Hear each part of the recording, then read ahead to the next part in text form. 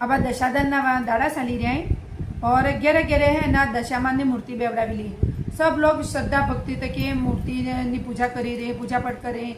10वें दाड़े इन्हें है ना विसर्जन करेगा।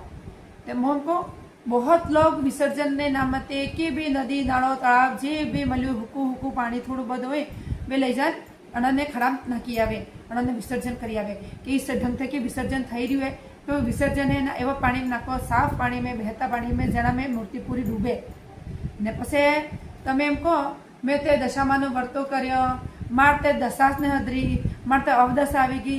अरे भगवान ने तमे खाड़ा में नाखी आव्या तो पछे भगवान भी तो तमने खाड़ा में नाखेंगे ना। जेवुं कर्म कर एवं फल मळे। भगवान के ते मन खाड़ा में नाख्युं એટલે તું खाड़ा में जा।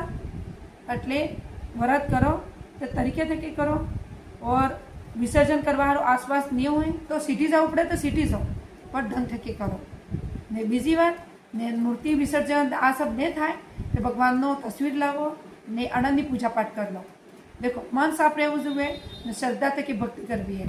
जरूरी नहीं है मूर्ति लावीने तमे पूजा करो और जेनाम तमने करी सको तो ज करो। पछी तमे जेम तेम खाड़ा में नाखी दो तो आवुं काम नक्की करो।